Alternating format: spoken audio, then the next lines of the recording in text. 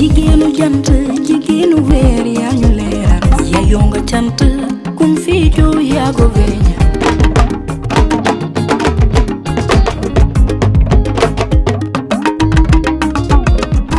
asalaamaaleykum xarit yi nga xam ne ñooy teewee jotaayu Mimi tey jotaay bi nag jotaayu balu àq la ñu ngi balu àq comme sénégalaise comme député ñu ngi balu àq suñu mbokk yi nga xam ne ñoo ne ci diaspora bi ñu ngi balu àq suñu mbokk yi nga xam ne ay militants lañu contre le racisme contre la haine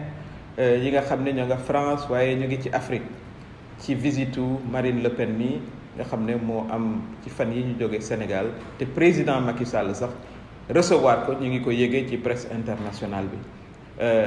mu ngi ko recevoir amul photo amul déclaration kon moom xamoon na ne visite boobu du visite bu war a am kon ñun en tant que sénégalais ñu ngi ci jéggalu visite boobu warutoon a mës a am ndax Marine Le Pen képp ku xam France tàmbali ko ci baayam bi jiite woon Front National saa yu yëkkatee kaddu safaan lay doon jëmale ko ci der bu ñuul safaan lay doon jëmale ko ci jullit yi surtout ci musulman yi safaan lay doon jëmale ko ci xeet yu bare loolu mooy politique am loolu mooy li tubaab naan fond de commerce am kon ku mel ni Marine Le Pen waruñu ko woon a bàyyi muy teg tànkam fii ci Sénégal ndax Sénégal nag donte dëkku teraanga la ku ñëw vraiment ñu ànd ak yow dund ak yow loolu ci la ñu mës a dunde waaye nag aussi dëkku bañkat la dëkku ay borom fulla la dëkku ñu am valeur lañu ki nga xam ne moo ne tugal moo ne France di teg lu ñaaw bés bu ne ci deru nit ku ñuul bés bu ne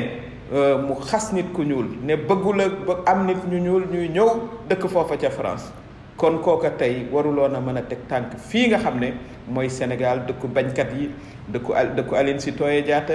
dëkku Ndaté Yàlla dëkku Jëmbat Mbodj dëkku Lat Joor dëkku Mbaba Jaxu nga xam ne ay bañkat lañu woon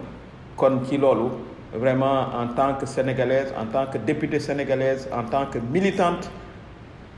de la lutte contre le racisme maa ngi ciy jéggalu ci suñu mbokk yi nga xam ne ñoo nga bitim réew ci suñu mbokk africain yi ak képp koo xam ne kii nga ne France wala nga ne Europe wala nga nekk États-Unis yaa ngi taxawal ku ñuul yaa ngi taxawal der bu ñuul ñu ngi jéggalu ci loolu. feccal ma tàccu la tey ma wayal sa jom